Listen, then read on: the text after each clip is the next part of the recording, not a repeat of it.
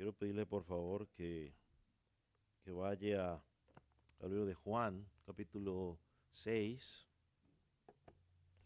Bienvenidos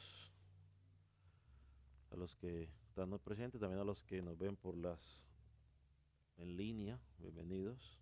Gracias por acompañarnos. Juan capítulo 6.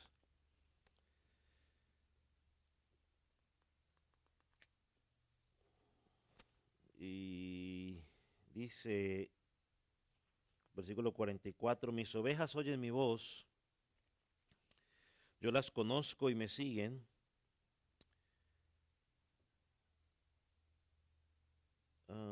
Perdón, yo les mandé el que no, a ver, ese no era el que yo quería leer, 6:44, ¿dónde está? Es ese, sí, perdón, yo tengo aquí, no lo cambié aquí, mejor lo leo aquí. Ninguno puede venir a mí si el Padre que me envió no lo trajere, y yo lo resucitaré en el día postrero. Escrito está en los profetas, y serán todos enseñados por Dios. Así que todo aquel que oyó al Padre aprendió de él y viene a mí. Ah, amén. Puede tomar asiento.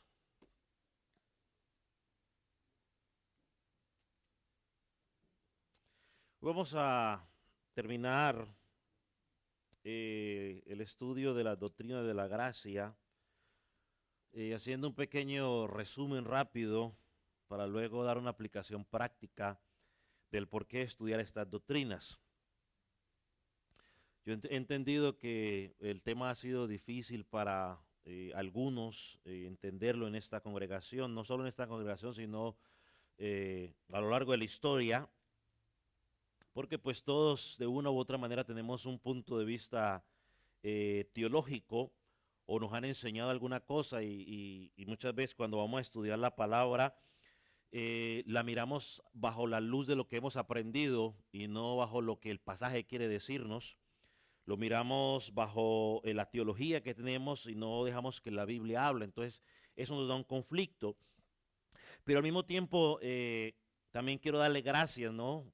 A aquellos hermanos que quizás no comparten eh, eh, 100% lo que he estado enseñando, pero que tuvieron la capacidad de poder sentarse durante todas las semanas, ¿no?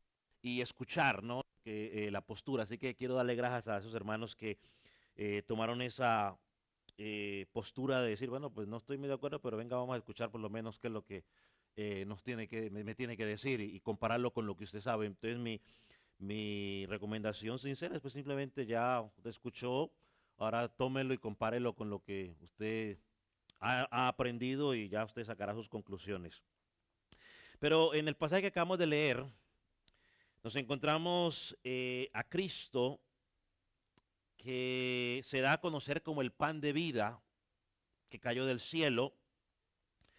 Y en ese momento, cuando se da a conocer de esa manera, los líderes religiosos comenzaron a acusarlo. En el versículo 41, versículo 42, dice que murmuraban los judíos porque había dicho, yo soy el pan que descendió del cielo, o el maná, dice él más adelante, y decían, ¿no es este Jesús el hijo de José, cuyo padre y madre nosotros conocemos?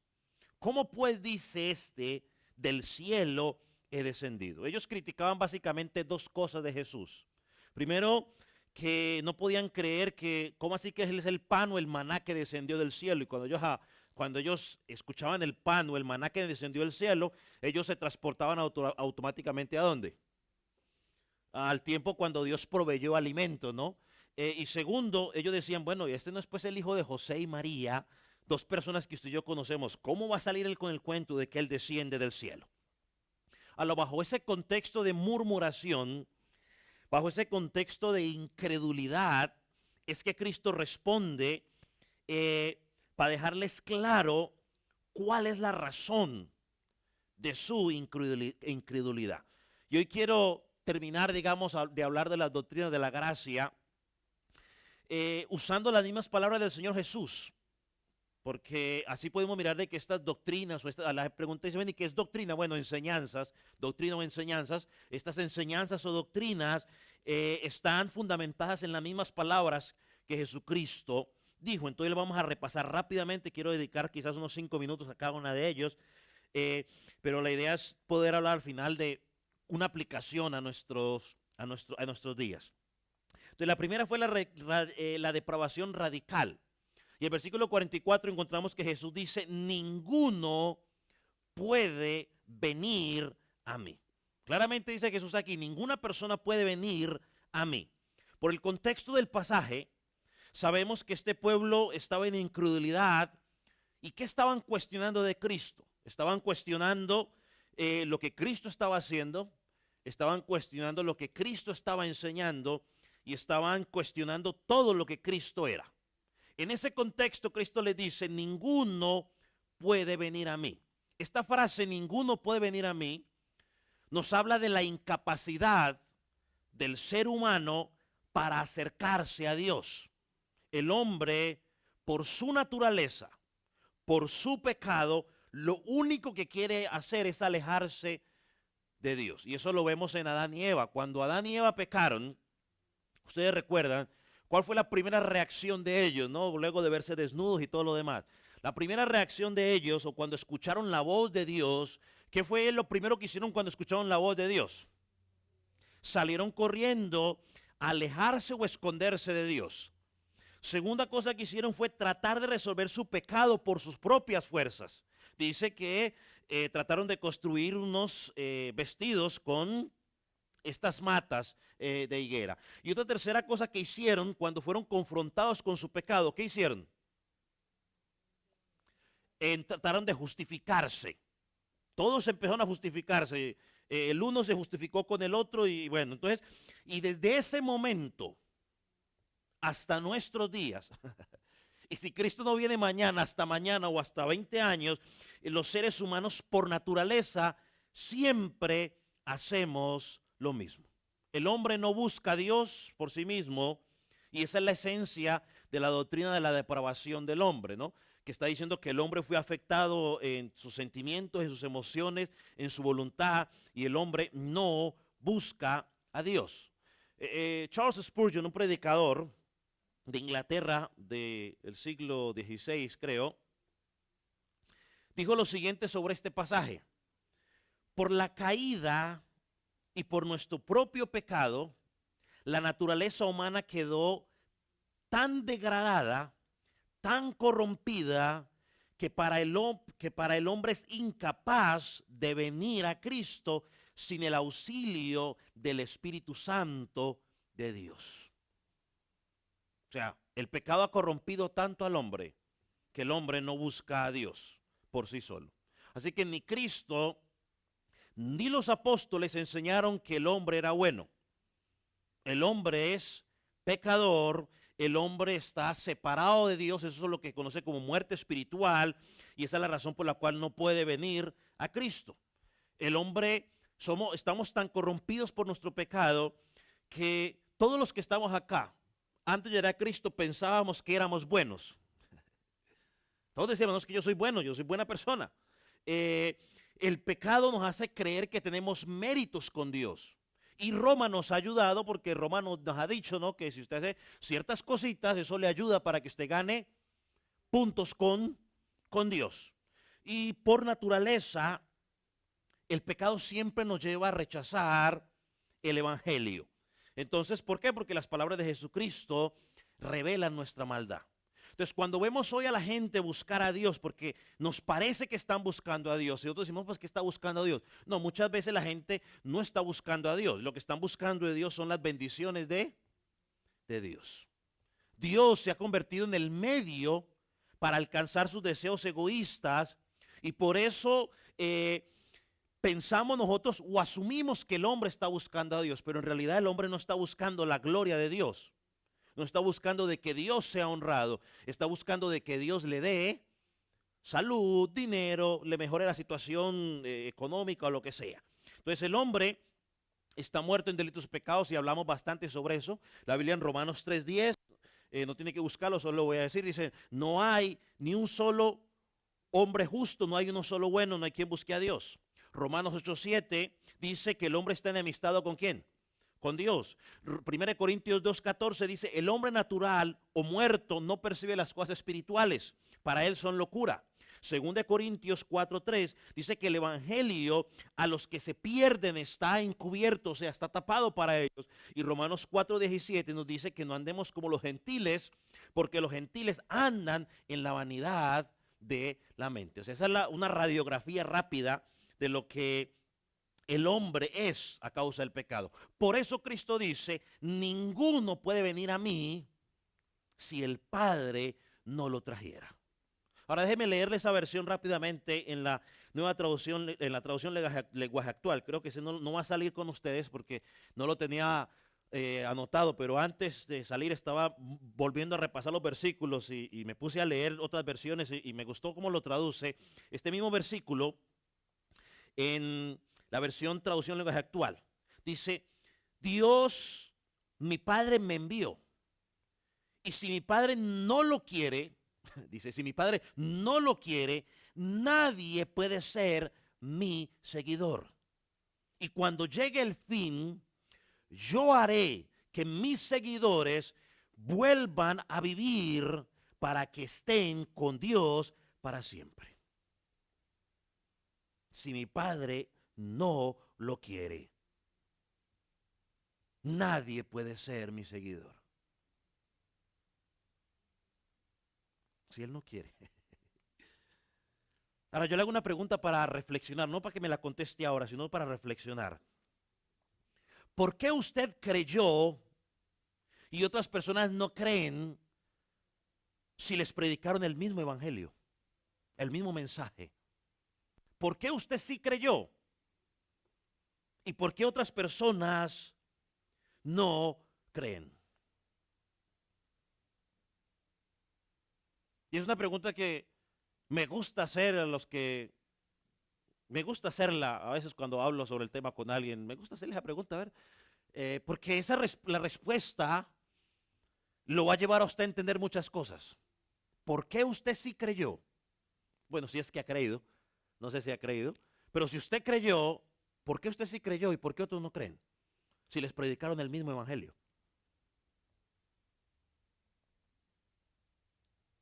Ahora, en este mismo pasaje que estamos hablando en Juan, esa es pregunta para que usted la note, la reflexione, quizás le voy a ir dando la respuesta, o una respuesta general sería, usted creyó, ¿sabe por qué? Por pura gracia. Por pura gracia, no es porque usted es más inteligente, ni más smart, ni nada por el estilo, no, es pura gracia. Este mismo pasaje en Juan, capítulo 6 que estamos, luego de confrontar, de ser confrontados por el mensaje de Jesucristo y decirles algo, y miren el versículo 64, ese se lo voy a poner al frente, porque el versículo 64 dice algo interesante que fue como una bomba, porque Cristo en el versículo 64 les dice que Él sabía desde el principio quiénes creerían y quiénes no iban a creer y quién lo iba a entregar. En el versículo 64, si quieren lo subraya, me parece que va a salir ahí, no recuerdo. Pero ahí dice eso, Cristo le dice, yo sé quiénes van a creer, yo sé quiénes no van a creer y sé quién me va a entregar. Y luego en el versículo 65 Él ratifica, por eso Él dice, nadie puede venir si el Padre no lo trae. Ahora yo me imagino que estas palabras fueron un terremoto para estas personas. Al punto que el versículo 66 dice que muchos comenzaron a ¿qué? Vámonos, esto está complicado. Y yo me atrevería a decir que esas palabras son igual de terremoto para muchos el día de hoy, cuando leen que Cristo dice allí que Él sabía desde el principio quiénes iban a creer y quiénes no iban a creer. Y tanto fue el descontrol que los discípulos parece ser que como que empezaron a dudar y Jesús les dijo, bueno, si se quieren ir, que les vaya bien. Y ahí donde aparece en el versículo 68 la respuesta de Pedro. Dice el versículo 68 y 69, y respondió Simón Pedro, Señor, ¿a quién iremos?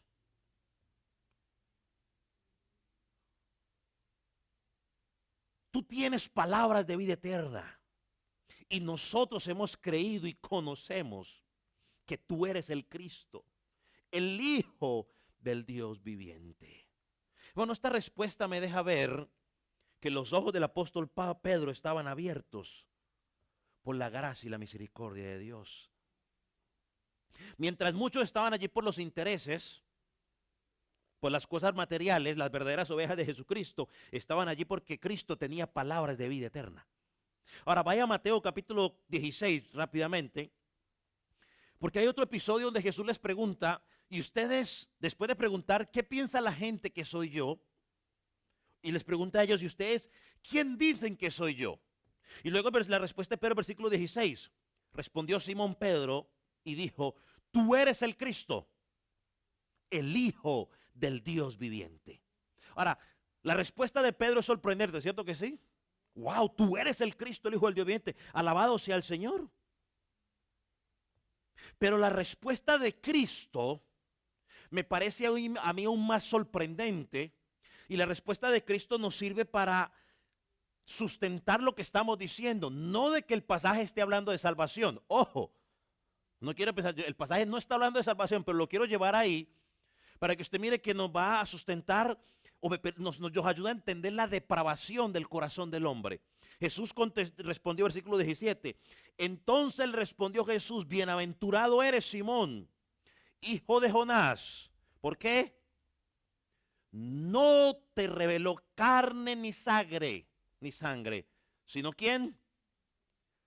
Mi Padre que está en los cielos. No te lo reveló.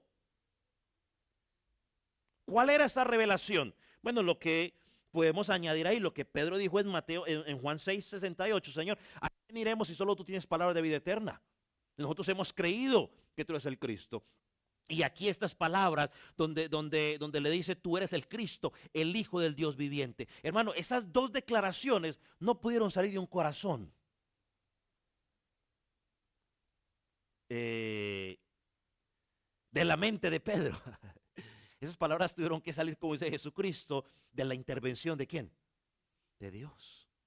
Así que claro, los dos pasajes no están hablando de salvación ni mucho menos, pero lo que quiero es llevarlo a usted a cómo esas declaraciones tan profundas, Jesucristo dice, no te las reveló carne y sangre, o sea, eso no salió de tu corazón, eso no salió del pensamiento humano, eso Dios lo puso en tu corazón para que lo hables. O sea, Pedro las pronunció, claro que sí, pero el hecho de que las haya pronunciado no significa que eran de él. Dios se las dio.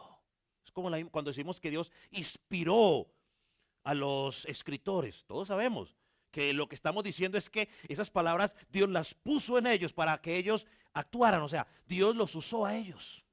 La soberanía de Dios y la intervención ¿de quién? Del hombre. Esa es otra doctrina que por años han tratado de armonizar y no se ha podido. Así que usted y yo no estamos listos para esa enseñanza todavía.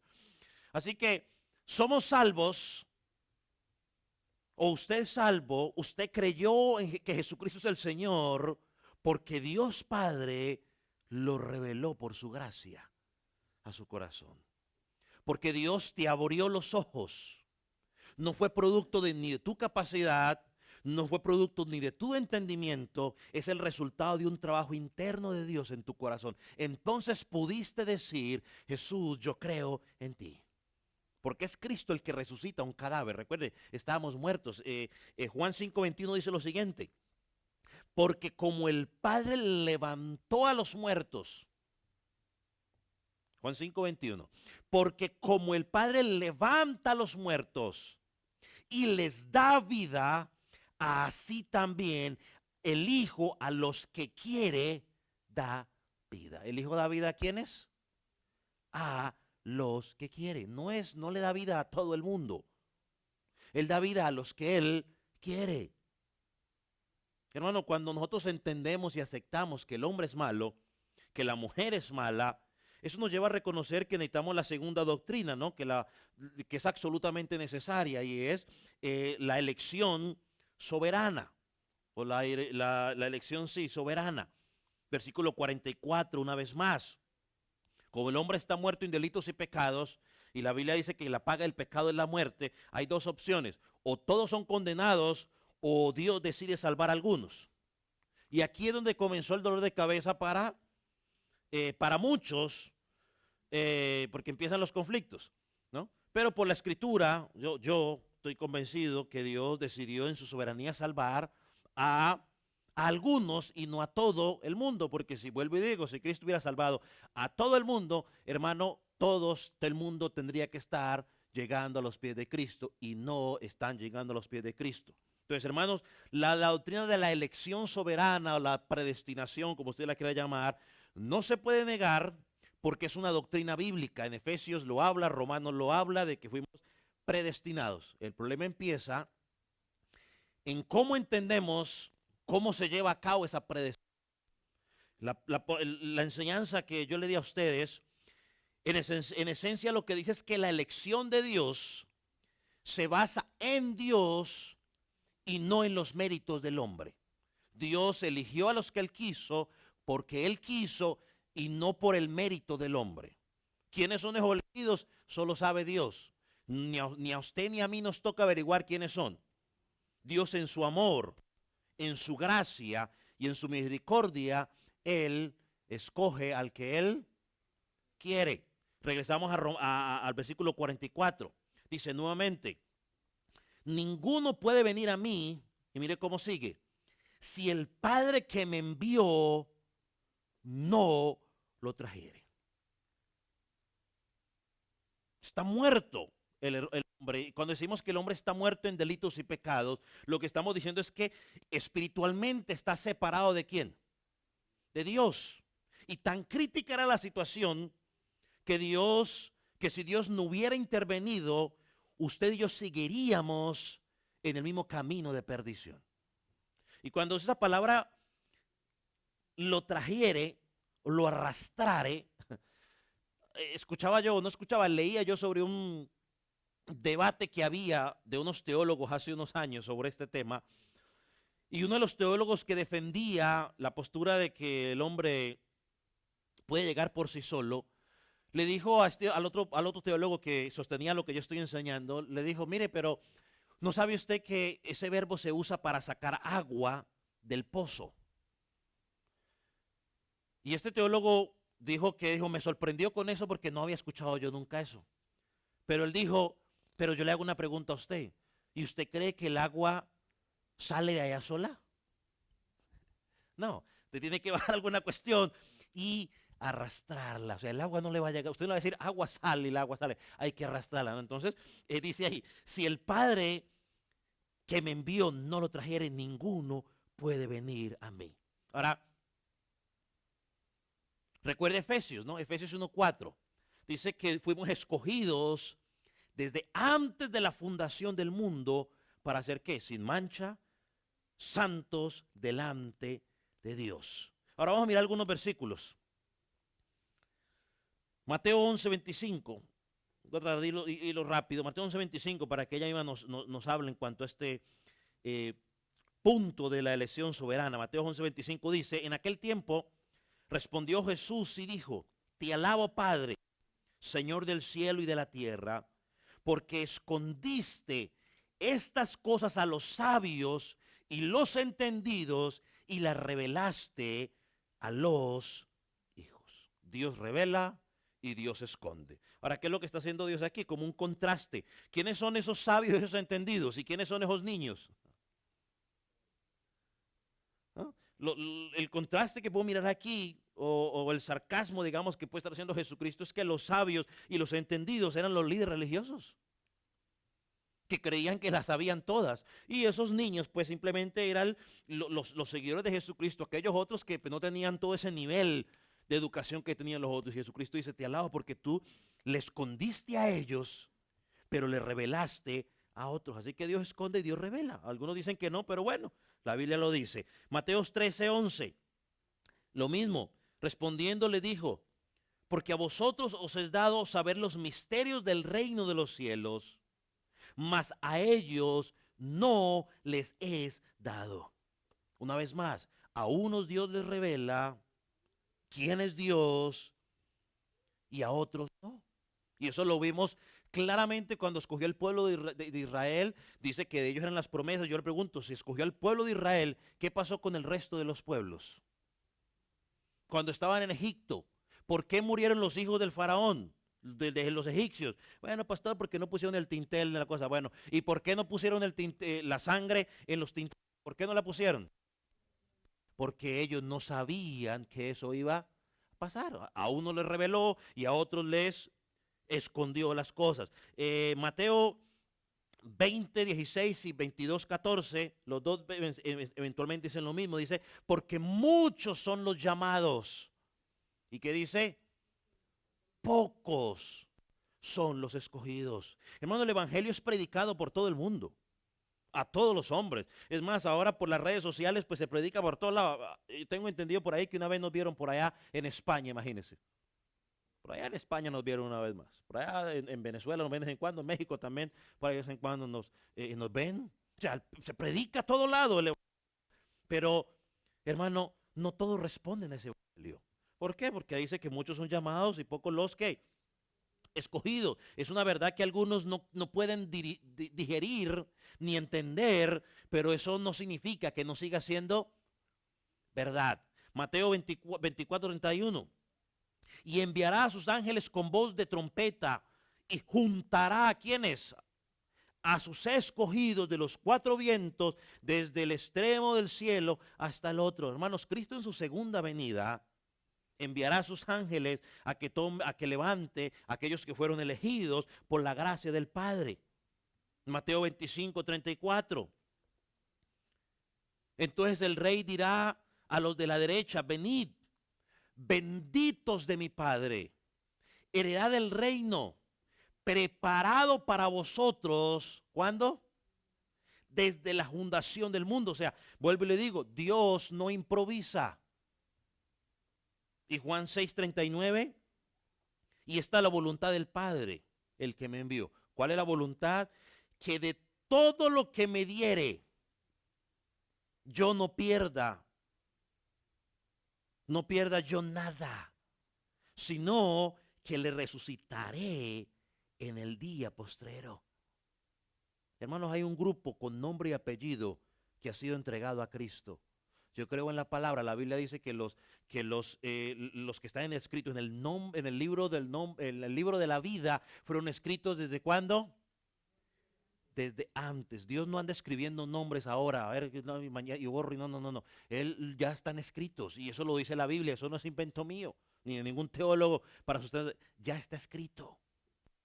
Yo sé que muchas veces decimos, y escribe ahora mi nombre en el libro de la vida. Esa oración se la inventó, si no estoy mal, un predicador hace muchos años.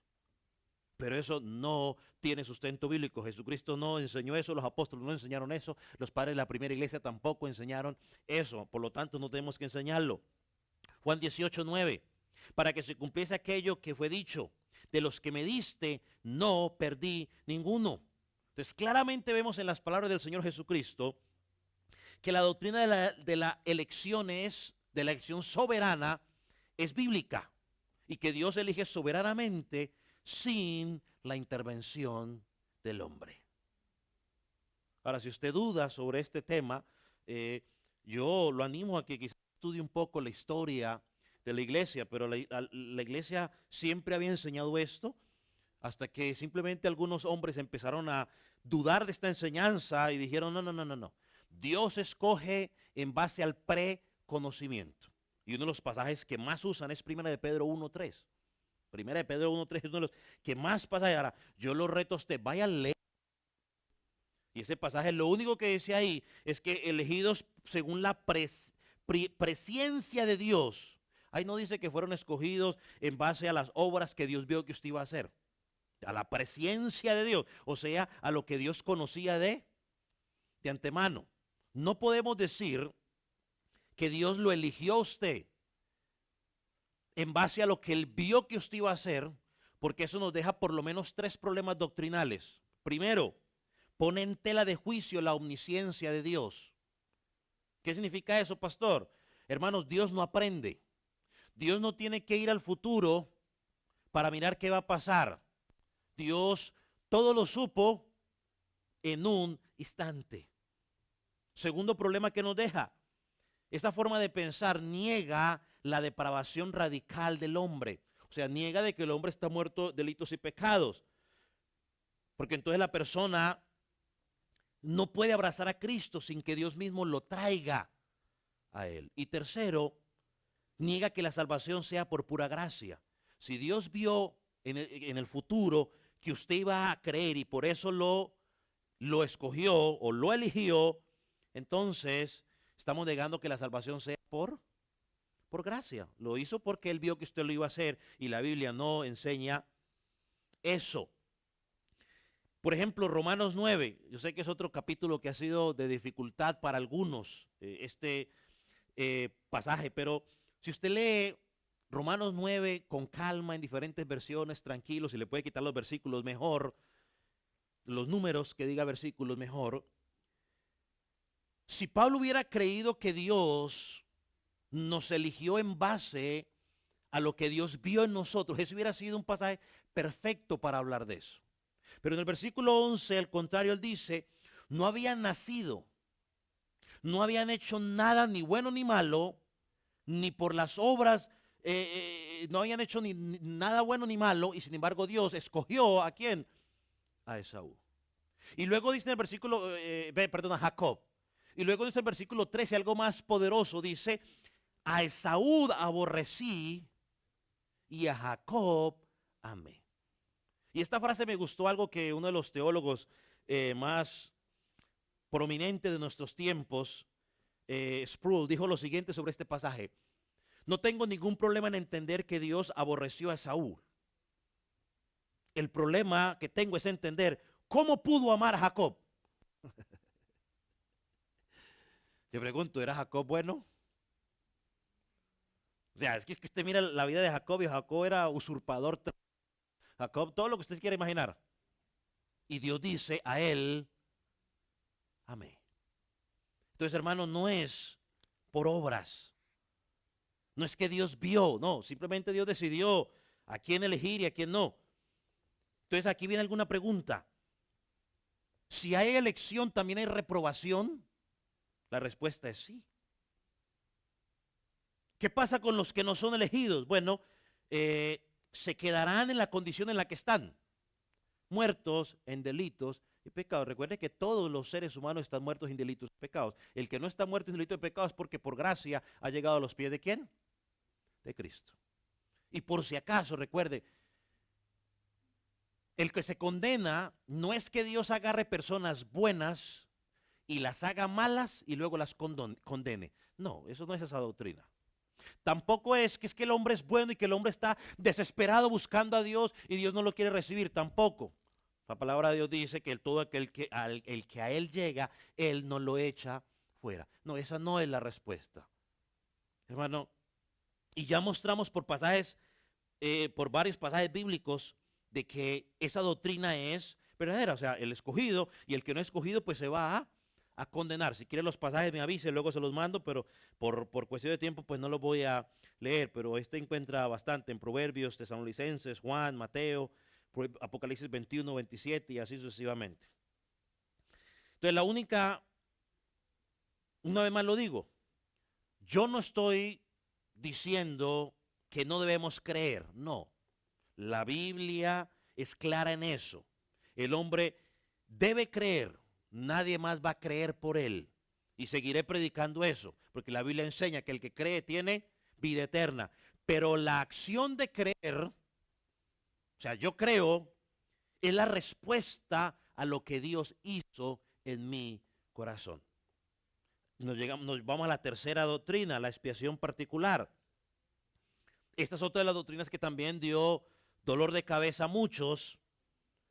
Y antes de que cierre su mente, o se desconecte, si es que todavía está conectado, el que está conectado, yo lo motivo. Hermano, vaya y lea usted Juan capítulo 6, Juan capítulo 10, Juan capítulo 17. Léalos con pausa, léalos con tranquilidad. Y usted verá allí claramente lo que Jesús está diciendo. Léalo en las diferentes versiones. Regresando, Juan 44 dice, ninguno puede venir a mí si el Padre que me envió no lo trajere, y dice, y yo lo resucitaré en el día postrero. Hermano, pregunto, ¿a quién resucitará en el día postrero? Bueno, a los que fueron traídos por el Padre. Vamos a la Biblia, Mateo 11:25, creo que esto ya lo leímos. En aquel tiempo respondió Jesús y dijo, te alabo, Señor, te alabo, Padre, Señor del cielo y de la tierra, porque escondiste estas cosas de los sabios y los entendidos y los revelaste a los niños. Mateo 20:28. Como el Hijo del Hombre no vino para ser servido, sino para servir y para dar vida en rescate por muchos. No todos van a ir. Dio su vida en rescate por muchos. Mateo 26:28. Porque este es mi sangre del nuevo pacto, que por muchos es derramada para remisión de pecados, o sea, para perdón de pecados. La sangre de Cristo fue derramada para perdón de pecados. Si Cristo, bueno, para Mateo o Marcos 4:11, 12, quizás me paro más en este, se lo voy a leer en dos versiones. Mira lo que dice Marcos 4:11 y 12. Y les dijo, a vosotros os es dado saber el misterio del reino de Dios, mas a los que están fuera, por parábolas, todas las cosas. Ahora mira el versículo 12. Para que viendo vean y no perciban. A ver un momentico, ¿cómo así? Para que viendo no perciban, o sea, para que viendo no entiendan y oyendo no oigan. A ver, ¿cómo? ¿Pero están sordos o qué? No, está hablando del oído, ¿qué? Espiritual. Físicamente iban a oír, pero espiritualmente, ¿qué? No iban a oír y no entiendan para que no se conviertan. ¿Ah? Para que no se conviertan y les sean perdonados los pecados. Ahora, si usted quiere, se lo leo una versión más clara. Nueva traducción viviente. Para que se cumplan las escrituras, cuando ellos vean lo que hago, no aprenderán nada. Cuando oigan lo que digo, no entenderán. De lo contrario, se volverían a mí y serían perdonados. Esta es más clara, ¿cierto? Dice, yo les hablo así porque si ellos me oyen si ellos entienden lo que yo estoy diciendo, ellos se van a volver a mí y si vienen a mí, dice, sus pecados le van a ser perdonados. Pero Jesús dice, yo les hablo así para que no entiendan, a propósito. Y esta es una cita de Isaías 6. Isaías 6, versículos 9 y 10. Eso no es que Jesús se la inventó así, no. Es una cita de Isaías, capítulo 6, versículo 9 y 10. Usted lo puede buscar luego en su casa. Hermano, más claro no se puede. Luego algunos dicen, no, es que yo no veo a Dios dejar a esa gente en delitos y pecados. Bueno, tenemos que leer la Biblia sin el prejuicio de lo que tú y yo creemos. Vuelvo y le digo, sin ofender a nadie ni que nadie lo tome personal. A veces nosotros nos hacemos una idea de un Dios que solamente está en nuestra cabeza y no en las Escrituras. Entonces, las palabras de Cristo, según estas parábolas, es con dos propósitos. El primero, de endurecer a unos, o sea, que no crean, que sigan como están. Y en segundo lugar, para santificar a los creyentes. Por ejemplo, otro ejemplo que vemos es el de Faraón, ¿no? Dice que él endureció al corazón. Hay debates porque uno dice, pero es que el de Faraón también endureció, y para aquí para allá. Bueno, ese otro estudio lo daremos otro día. Pero también dice ahí que Dios endureció el corazón del Faraón. Lucas 22:31. Creo que aún este pasaje nos sirve para probar la veracidad de la doctrina de la reprobación. Yo pensé enseñar un día sobre este tema, pero en vista de lo que vi las últimas semanas, yo creo que no estamos preparados para este tema. Lucas 22:31-32 dice lo siguiente. Dijo también el Señor, Simón, Simón, he aquí Satanás ha pedido para zarandearte como el trigo, pero yo he rogado por ti para que tu fe no falte. Y tú una vez vuelto, confirma a tus hermanos. Cristo rogó por los suyos. Juan 17 lo vemos claramente. Pedro y Judas hicieron prácticamente el mismo pecado. Y Dios rogó por uno y no rogó o Cristo rogó por uno y no rogó por el otro. Siempre lo identificó como el hijo de perdición. Juan 10:11. O bueno, Juan 6:39. Y esta es la voluntad del que me envió, que de todo lo que me diere no pierda yo nada, sino que lo resucitaré en el día postrero. A Cristo no se le dio todos los seres humanos de la tierra. No se le dieron. Si a Cristo se le hubieran dado todos los seres humanos de la tierra, entonces todos los seres humanos serían resucitados en el día postrero. Así de simple. ¿Por qué? Bueno, porque Dios no puede castigar al Hijo en la cruz del Calvario por mi pecado y luego castigarme a mí en el infierno por el mismo pecado, si ya Cristo pagó por ese pecado. Otro pasaje. Bueno, Juan 17:9 dice también, yo ruego por ellos, no ruego por el mundo, ahí está claro, no ruego por el mundo, sino por los que me diste, porque tuyos son. Cristo está rogando por los que Él le fueron dados. Este pasaje es contundente. Si usted cree que Dios murió por todo el mundo, yo se lo respeto, yo no quiero convencerlo nada, pero yo le preguntaría, ¿cómo me explica usted este pasaje? Donde Él dice, yo no ruego por el mundo, sino por los que me diste, porque son tuyos. Y sigue adelante, y si puede seguir leyendo, pero después dice, y no te ruego únicamente por esto, porque usted podría decir, no, pastor, está hablando de los apóstoles. No, porque luego dice, y no te ruego únicamente por estos, te ruego por los que van a ¿qué? Para los que van a creer por la palabra de estos. Entonces, hermano, todos los que defienden que Cristo murió por el mundo, lo único que hacen es buscar todos los pasajes que diga mundo, todos los pasajes que dicen que Dios llama arrepentimiento, ignoran, no sé si voluntariamente o inocentemente, ignoran Juan 6, ignoran Juan 10 y ignoran Juan 17. O ignoran Romanos 9 también, podríamos decirlo así. Hebreos 7:25 también nos dice, lo hablamos la semana pasada, que Cristo es el intercesor solamente de los suyos. Cristo murió por su iglesia, eso es lo que dice Cristo. Efesios dice que Cristo dio su vida por la iglesia. Él no dice que dio la iglesia, su vida por el mundo, dice yo vi mi vida por mi iglesia. ¿Y quiénes son parte de la iglesia? Los que creen. Así que si tú no crees, ahora, ¿y por qué no creen todos? Bueno, pues porque a no todos Dios les abre los ojos, a no todos la luz de Cristo les alumbra. Todos escuchan físicamente el mensaje, pero espiritualmente no lo escuchan. Y hablamos también de la gracia eficaz. Tuve más tiempo de lo que necesitaba. Y cuando hablamos de la gracia eficaz, dijimos que no estamos hablando de que el hombre no pueda resistir al Espíritu Santo, porque sí lo puede hacer. Tomamos el ejemplo del apóstol Pablo, tomamos el ejemplo en Hechos de Esteban, donde él les dice, ustedes han resistido al Espíritu Santo y sus padres también han resistido al Espíritu Santo. Y el incrédulo, cuando usted habla del incrédulo, el incrédulo lo único que hace es resistir una y otra vez al mensaje de la Escritura. Pero cuando hablamos de la gracia eficaz, hablamos de ese momento en particular, donde el Espíritu Santo, cuando Él quiere, doblega esa resistencia y nos da luz para que tú y yo podamos responder al mensaje de Jesucristo. Y Dios puede usar cualquier cosa. Dios puede usar cualquier cosa. O sea, yo he visto personas que Dios los ha traído a sus pies a través de no sé, de accidentes, de situaciones matrimoniales, de pérdidas familiares, de crisis económicas, muchas cosas que Dios usa para abrir nuestros ojos y traernos a Él. Y eso es lo que llamamos ese nuevo nacimiento o esa regeneración. Juan 6:44 una vez más. Ninguno puede venir a mí si el Padre que me envió no lo trajere, y yo lo resucitaré en el día postrero. Esa palabra traer implica fuerza, implica poder, un poder divino que arrastra a esa persona. Entonces el hombre no puede generar su propia fe. Y yo no estoy cambiando las cosas para que diga, el pastor está cambiando las cosas. No, no, no.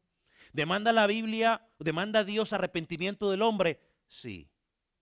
¿Demanda Dios fe del hombre? Sí.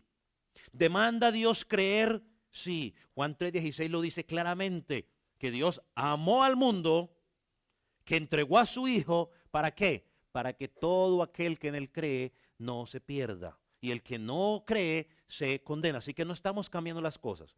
Pero en ningún lugar de la Escritura usted va a encontrar un solo pasaje que el hombre pueda producir su propia fe. No hay. Usted va a encontrar ejemplos donde usted ve que y creyeron, pero ahí no está diciendo que ellos producieron su fe, simplemente están haciendo el acto de creer. Pero volvemos a lo mismo. Ellos ya creyeron porque algo tuvo que pasar en su interior. Eso no fue producto de la casualidad. No hay un solo pasaje que diga que el hombre puede producir ese creer por sí solo. Así que tenemos que aprender a separar las dos cosas para no confundirnos. O sea, en ánimo a veces de poder refutar la otra postura, entonces a veces decimos cosas que no se tienen que decir. O sea, hay que separar los términos. Hay que creer, claro que sí. Hay que arrepentirnos, claro que sí. Dios quiere que el hombre se arrepienta, claro que sí. Él lo quiere y Él lo pide.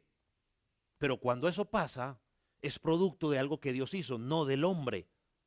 Es más, al contrario, Dios en su palabra impulsa al hombre a que ponga la fe o su mirada en Cristo. Romanos 12:2 dice, puesto los ojos en quién, en Jesús, que es el qué, el autor y consumador de la fe. Efesios dice que somos salvos por gracia a través de la fe, y dice, y esto no es de nosotros, pues es que un don de Dios. Y Hebreos también, una vez más, Hebreos 2:10, dice que el autor de la salvación es Dios. Se lo leo en la traducción lenguaje actual. No le va a salir porque también lo puse a última hora. Dios hizo todas las cosas para Él mismo. Y quiere que su gloria la compartamos con los que lo aman y lo obedecen. Para eso, Dios tenía que hacer perfecto a Jesucristo y dejarlo morir. Pues Jesucristo es el Salvador de ellos.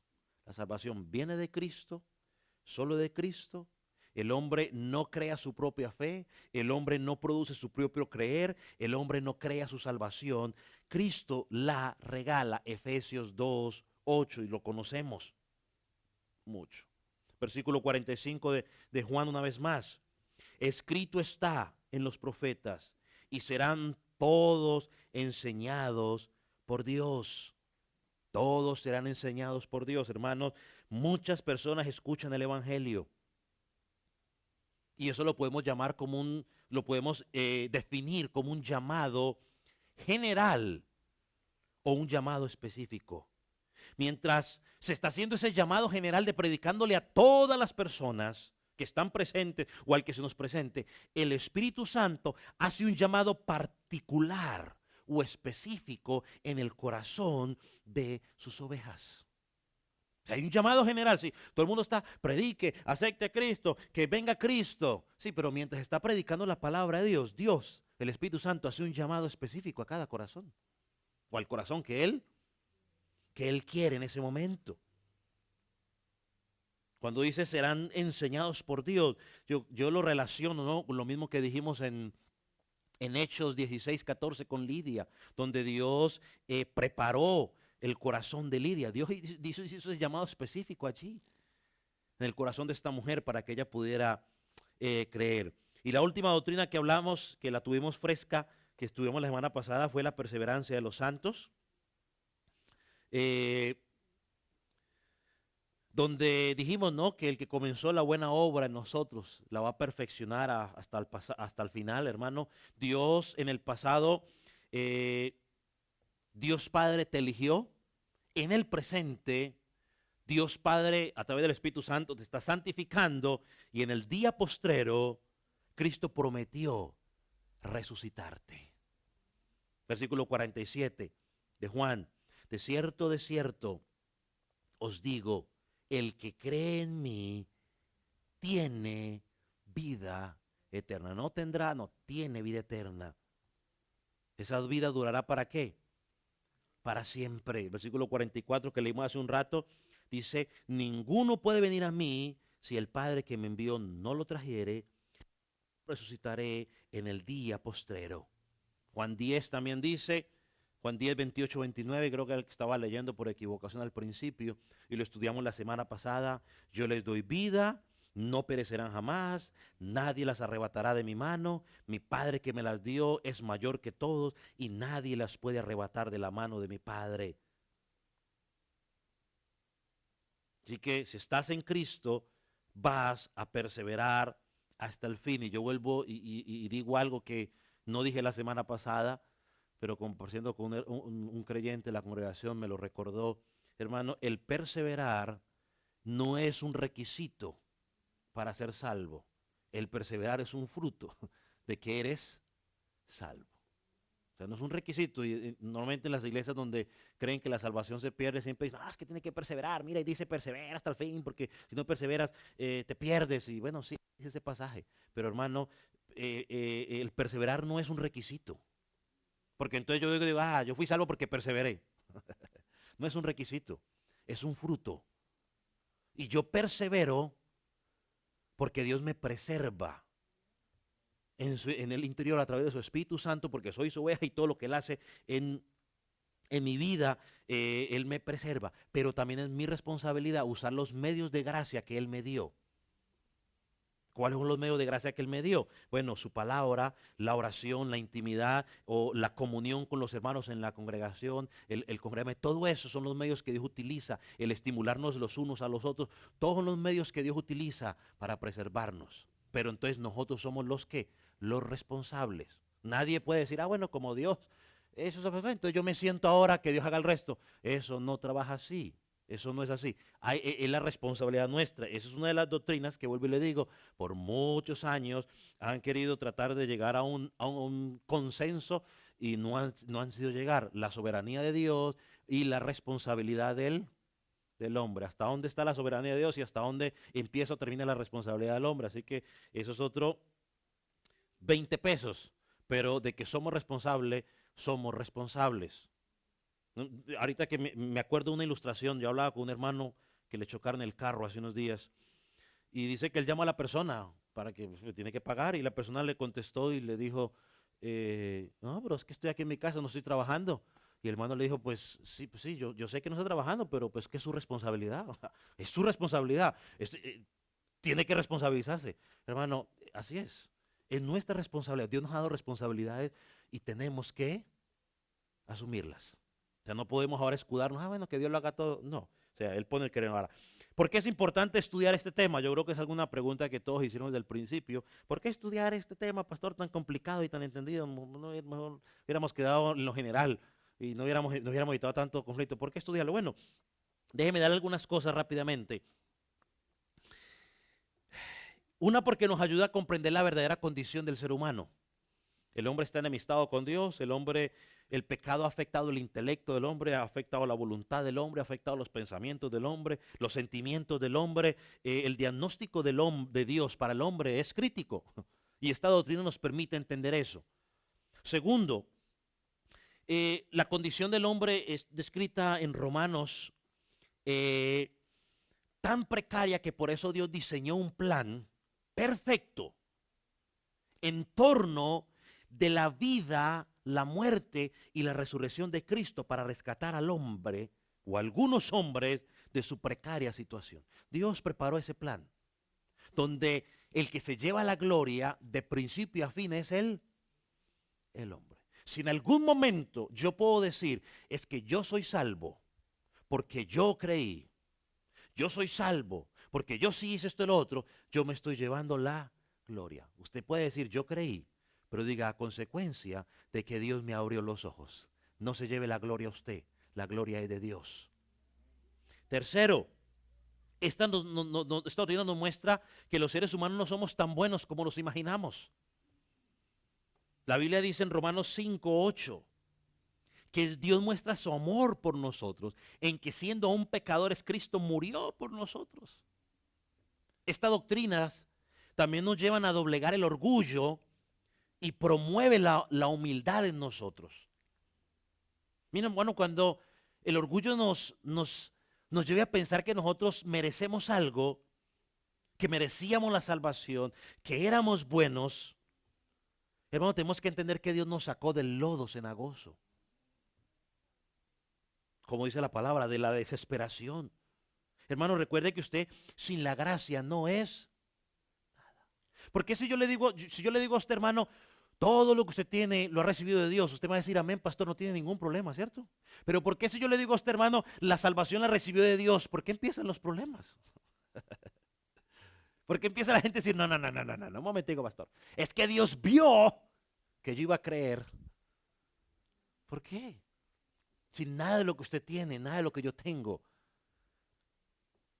me lo gané, lo recibí y lo recibí por gracia, que es gracia, un favor inmerecido. Entonces, hermano, lejos de llenarnos de orgullo, lejos de decir, soy elegido, no, lejos de eso, debe llevarnos a humillarnos delante de decir, Señor, gracias. Porque estábamos separados de ti, éramos tus enemigos. Cuando merecía el infierno, tú me doblegaste y me mostraste que había un camino mejor y ese era Cristo, y por eso volteé a mirarte. Si usted dice que Dios lo escogió a usted porque Él vio que usted iba a pensar, que usted iba a elegir, hermano, eso es orgullo. Porque entonces está diciendo, bueno, Dios me eligió a mí porque Él vio que yo sí iba a creer, vio que no iba a creer, entonces pues yo soy mejor que Él. Eso es orgullo. Dios lo eligió porque Él quiso. O sea, no hay lugar para la jactancia cuando estudiamos esta doctrina. Además, por eso le pusieron doctrina de la gracia, porque todo es por gracia. Quinta cosa que aprendemos de esto, ningún hombre puede salvarse por sí mismo. Hermano, ningún hombre procura salvarse hasta que no descubra su condición, hasta que no descubra su impotencia para salir de su condición. Lo hablamos cuando estudiamos las bienaventuranzas, ¿no? Bienaventurado el pobre, el miserable, el mendigo en espíritu. ¿Sabe cuál es la diferencia entre el cristianismo y las demás religiones? Que todas te dicen qué puedes hacer para alcanzar el favor de Dios. Roma te dice, mira, es tal cosa, y entonces Dios te va a dar favores. Los de allá dicen, no, estállate con esto, y entonces Alá te va a felicitar. Entonces, todo lo te dicen, haz tal cosa. Los judaizantes te dicen, mire, cumple la ley y Dios te va a agradar. Bueno, el cristianismo dice, no, mire, ¿sabe una cosa? Mira lo que Cristo logró por ti, porque tú no lo podías hacer. Cristo cumplió la ley por ti porque tú no la podías hacer. Cristo vivió una vida perfecta por ti porque tú no lo podías hacer. Entonces, hermano, eso nos muestra eso. El hombre no puede hacer nada por sí solo. Estas doctrinas te dicen lo que Cristo hizo por ti. Hay perdón para todo aquel que llegue a Cristo, sí. Pero ese perdón descansa en la obra de Jesucristo en la cruz del Calvario. Y estas doctrinas dejan ver que el amor de Dios es tan inmenso. Hermano, no interprete el amor de Dios a la luz de las dificultades que usted esté pasando. Interprete el amor de Dios a la luz de lo que pasó en la cruz del Calvario. Sexto, estas doctrinas nos promueven la santidad. Algunos creen, bueno, pues es que promueven el desorden. No, promueven la santidad. Cuando uno mira que Pablo dice que fuiste escogido desde antes de la fundación del mundo para que fueras santo y sin mancha, hermano, es una tremenda motivación para vivir en santidad. Y usted no me diga, mira, ahí está, sí, pastor, usted fue predestinado para vivir en santos y sin mancha delante de Dios. Ahí está la predestinación. Sí, sí, sí. Pero recuerde que para usted poder vivir sin mancha y sin contaminación o en santidad, tiene que haber primero ¿qué? Nacido de nuevo. Entonces estas doctrinas promueven la santidad. Según séptimo, estas doctrinas promueven la seguridad de la salvación. Hermanos, saber que la salvación depende de la misericordia de Dios, que depende de Dios, es un alivio. Hermanos, si la salvación dependiera de usted, créame, que estaríamos en ¿qué? Serios problemas. Porque usted y yo en más de una ocasión pecamos. Por eso Dios diseñó un plan perfecto, costoso para el Hijo de Dios, sí, pero que al mismo tiempo cubría la justicia perfecta de Dios. Y yo sé que durante este tema hablamos de esto, porque mucha gente empieza a decir, bueno, ¿y entonces para qué Cristo murió? Hermano, no use eso como un argumento para deshabilitar la palabra de Dios, porque no queda bien. Cristo murió porque estaba estipulado desde Génesis. Cuando le dijo a Eva, ¿qué le dijo? Tú le dirás en la cabeza y él te dirá en el calcañal. ¿Está hablando de quién? De Cristo. O sea, estaba estipulado desde el principio que Cristo tenía que morir porque era la única forma de que se podía cumplir la justicia perfecta de Jesucristo. Era la justicia de Dios, Padre, perdón. Era la única forma de que alguien cumpliera a cabalidad, a perfección lo que el Padre pedía. Por eso alguien tenía que morir. Si Dios se hubiera hecho el loco, entonces él mismo estaba violentando su justicia y dejaría de ser justo. Y octavo, estas doctrinas promueven la gloria de Dios y no la del hombre. Estas doctrinas promueven la gloria de Dios y no la del hombre.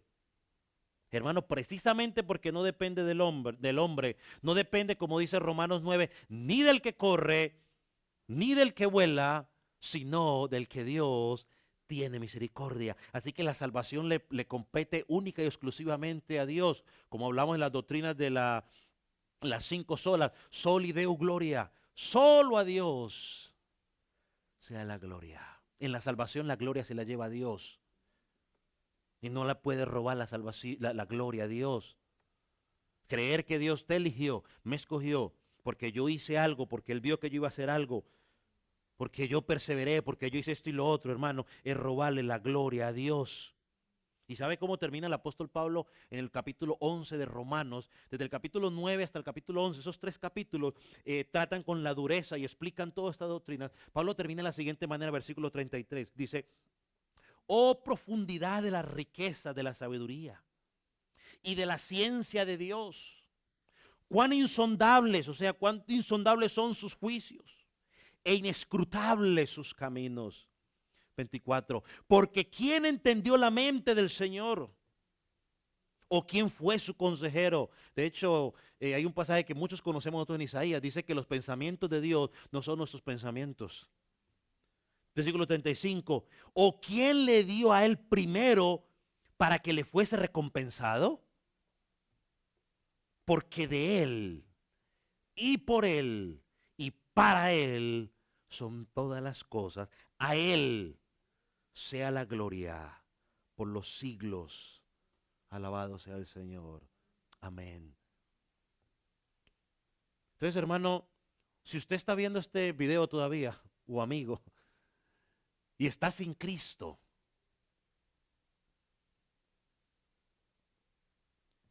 estas doctrinas no eliminan tu esperanza. Algunos piensan, bueno, pero entonces, si hay escogidos, eso significa que ya mi familiar está fuera. No, yo no he dicho eso ni nunca he enseñado eso. Y yo no sé, eso solo sabe Dios. Estas doctrinas no eliminan tu responsabilidad ni tu esperanza de venir a Cristo en arrepentimiento. ¿Sabe? El llamado a los hombres por medio del Evangelio es que si tú vienes a Cristo, que si tú atiendes ese llamado, no vas a ser rechazado. Y lo leímos en uno de los versículos. Cristo dijo, si entienden y vienen y piden perdón, van a ser perdonados. Cristo dijo en Juan 6:37, el que viene a mí, no le echo fuera. Aprenda eso, por favor. Pero la Biblia no enseña en ningún lugar que para venir a Cristo tienes que averiguar primero si eres elegido o no eres elegido, si eres escogido o no eres escogido, si eres predestinado o no eres predestinado. No hay un solo pasaje en la Escritura que enseñe eso. Lo único que tienes que saber, estimado amigo, hermano, para si alguno está confundido todavía en esto, es que eres pecador. Tienes que saber que Cristo murió en la cruz del Calvario. Y que todo aquel que se arrepiente, todo aquel que viene a Cristo confiando en Él como Salvador, será salvo. Si tú sabes eso, no necesitas más nada. No te preocupes si eres escogido o no eres escogido. Tú ven a Cristo y pide perdón y Él te perdonará. Ven a Cristo y pídele que venza la dureza de tu corazón. Él tiene poder para doblegar la dureza de tu corazón por medio del Evangelio. Ven a Cristo y Él te perdonará. No trates de averiguar si estás en esa lista o no estás en esa lista. No pierdas el tiempo en eso. Eso es un tema por allá en quinto lugar. Eso no tiene nada que ver. Es más, yo me atrevería a decir, si tú entras por la puerta estrecha y caminas por el camino angosto, estrecho, tú sabrás si eres o no eres escogido. Pero no uses, por favor, eso como excusa para decir, bueno, yo ahorita no llego a Cristo. Bueno, si soy de Él, entonces pues, no. Si eres de Él, entonces reacciona a la voz de tu pastor. Y cuando digo de tu pastor, no estoy hablando de mí, sino del pastor de pastores. Si eres de Él, Cristo dice, mis ovejas, ¿qué hacen? Oyen mi voz y me siguen. Entonces no trates de averiguar. Porque yo sé que normalmente cuando se habla de esto la gente empieza a decir, ah, pero entonces ya para qué evangelizar, ya para qué esto y lo otro. No, hermano, hay que seguir evangelizando. ¿Sabe por qué? Porque Jesucristo o Dios estipuló que el único medio para que la gente conozca a Jesucristo es por medio de la predicación de la palabra. Hay que predicar. A tiempo y fuera de tiempo le dijo a Timoteo, hay que predicar. Así que no uses como excusa eso. Por favor, no queda bien. Hay que predicar. Aquí, al que nos aparezca. Porque nosotros es como Ezequiel en el valle de los huesos secos, ¿no? Nosotros solamente predicamos. El que hace la obra es Dios y Él hace donde Él quiere. Tampoco obliga a la gente, porque a la gente no hay que obligarla. O sea, el que hace eso es ¿quién? Dios. Amén. Comentario, pregunta. ¿Alguna pregunta a los que quedaron allá en línea? ¿Alguno?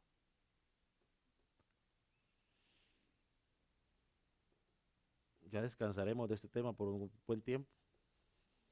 Alguno dice, por fin, señor. Hermano, tiene una pregunta ahí. Diga, hermano, gracias, señor micrófono.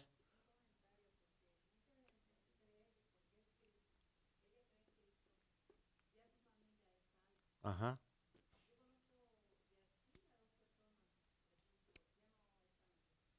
¿Cuántos no son de aquí? Ok. Ujú,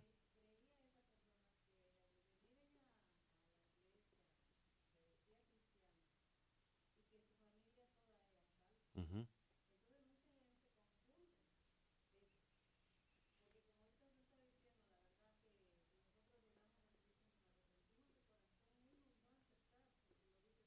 Ujú.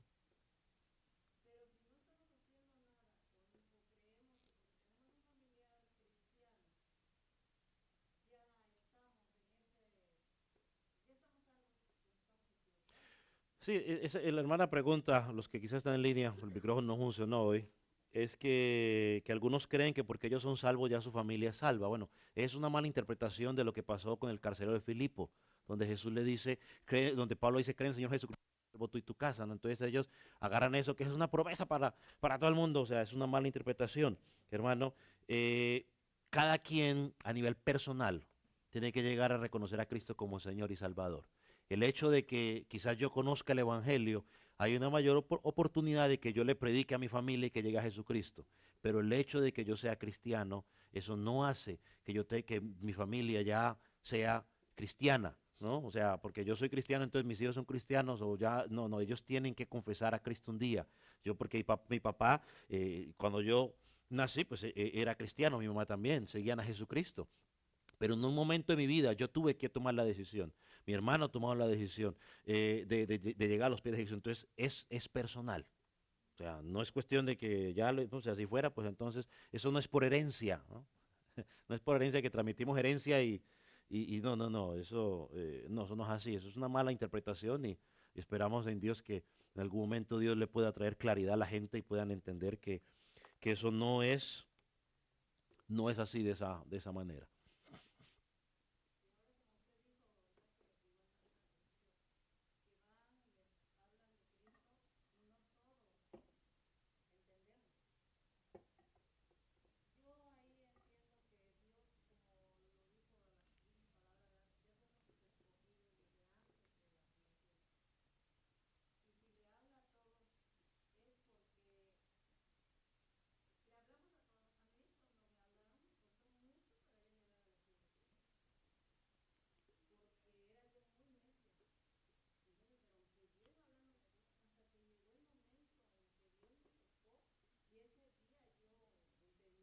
Ujú.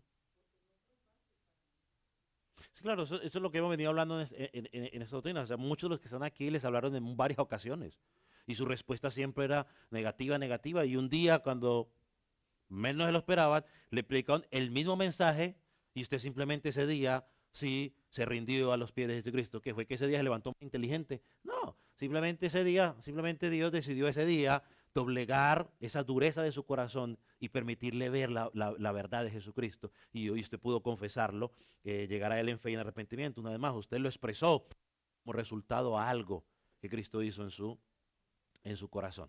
Y pues le digo, o sea, pues sí, dejémoslo ahí. ¿Otro comentario, pregunta? Vamos a orar entonces, ponga sobre sus pies.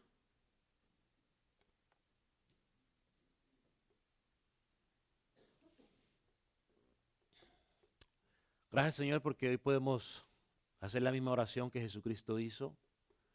Gracias, Padre, porque tú nos permitiste o revelaste estas cosas para que pudiéramos entender, Señor, y para que pudiéramos ver la luz tuya.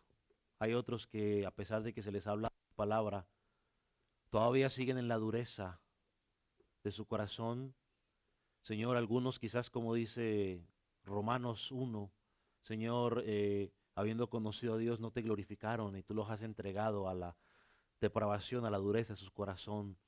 Señor, gracias porque a nosotros nos has permitido ver esas revelaciones que por mucho tiempo estuvieron ocultas. Señor, no nos cansamos de agradecerte y queremos cada día pedirte de que tú sigas obrando en nosotros. Señor, porque como dice el apóstol Pablo en Romanos 7, Señor, entendemos que todavía hay residuo de pecado morando en nosotros que a veces nos quiere arrastrar, Señor, a al pecado, Señor. Padre, necesitamos de tu intervención, Espíritu Santo, cada día para mantenernos firmes en lo que tú has hecho en nosotros, para mantenernos firmes en el llamado que tú nos has dado, Señor. Padre, porque queremos permanecer, queremos dar ese fruto, oh Dios, de arrepentimiento, Padre, a todo momento hasta que tú vengas y nos llames a tu presencia. Señor, gracias por tu amor, gracias por tu fidelidad y gracias porque hasta este momento tú nos has cuidado. Síguenos bendiciendo como congregación. Señor, si hay alguien en este lugar que no te conoce, que no ha llegado a ti en fe y en arrepentimiento, oramos, oh Dios, para que tú puedas doblegar ese corazón. Oramos por aquel que todavía se resiste a tu palabra. Oramos para que en el tiempo perfecto tuyo tú puedas doblegar ese corazón y ese creyente, esa persona pueda llegar rendida a ti, pidiendo perdón, pidiendo arrepentimiento, pidiendo fe. Gracias, mi Señor. En el nombre de Jesús te damos gracias. Amén. Señor, nuestras ofrendas.